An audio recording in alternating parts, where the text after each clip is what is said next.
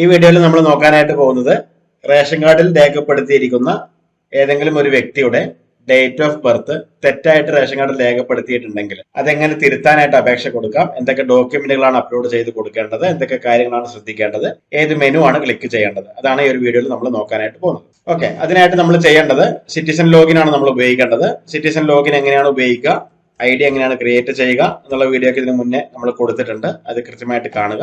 അങ്ങനെ നമ്മൾ ആ ഒരു വ്യക്തിയുടെ റേഷൻ കാർഡ് ലോഗിൻ ചെയ്ത് പ്രവേശിച്ച ശേഷം നമുക്ക് സർവീസ് ചെയ്യാനായിട്ട് ഇവിടെ ഈ സർവീസസ് എന്നുള്ള മെനു ഭാഗത്താണ് നമ്മൾ ക്ലിക്ക് ചെയ്ത് കൊടുക്കേണ്ടത്. ആ ഒരു മെനു നമ്മൾ ക്ലിക്ക് ചെയ്ത് കൊടുക്കും. ഇനി റേഷൻ കാർഡിലുള്ള ഒരു വ്യക്തിയുടെ ഡേറ്റ് ഓഫ് ബർത്ത് മാറ്റം വരുത്തുന്നതിനായിട്ട് നമ്മളിവിടെ ജനറൽ ഡീറ്റെയിൽസ് എന്നുള്ള ഭാഗത്താണ് ക്ലിക്ക് ചെയ്യേണ്ടത്. ആ ഒരു ഡീറ്റെയിൽസ് ക്ലിക്ക് ചെയ്യുക, ആ ഒരു മെനുവിൽ ക്ലിക്ക് ചെയ്യുക.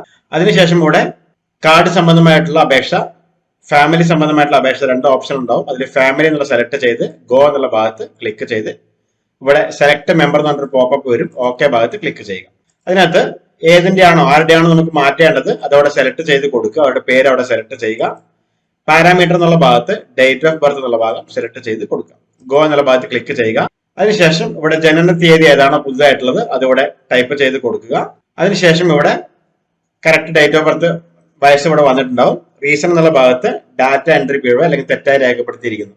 രണ്ടിലേതെങ്കിലും ഒന്ന് സെലക്ട് ചെയ്ത് സേവ് ഭാഗത്ത് ക്ലിക്ക് ചെയ്ത് അപേക്ഷ സേവ് ചെയ്യുക. അതിനുശേഷം ഫയൽ അപ്ലോഡ് ചെയ്ത് കൊടുക്കാനായിട്ട് ആധാർ കാർഡാണ് നമ്മൾ ഇതിലേക്ക് അപ്ലോഡ് ചെയ്ത് കൊടുക്കേണ്ടത്. അല്ലെങ്കിൽ നമ്മുടെ ഡേറ്റ് ഓഫ് ബർത്ത് തെളിയിക്കുന്ന മറ്റെന്തെങ്കിലും ഒരു പ്രൂഫ് ആയിരിക്കണം നമ്മൾ ഇതിലേക്ക് അപ്ലോഡ് ചെയ്ത് കൊടുക്കേണ്ടത്. For example birth certificate, school certificate പോലുള്ള മറ്റൊരു ഡോക്യുമെന്റ് നമുക്ക് ഇതിലേക്ക് അപ്ലോഡ് ചെയ്ത് കൊടുക്കാവുന്നതാണ്. അങ്ങനെ ഫയൽ അപ്ലോഡ് ചെയ്ത് കൊടുത്തതിന് ശേഷം സബ്മിറ്റ് കൊടുക്കുമ്പോൾ ലഭിക്കുന്ന പ്രിന്റ് ഔട്ട് കസ്റ്റമർക്ക് എടുത്ത് കൊടുക്കുക.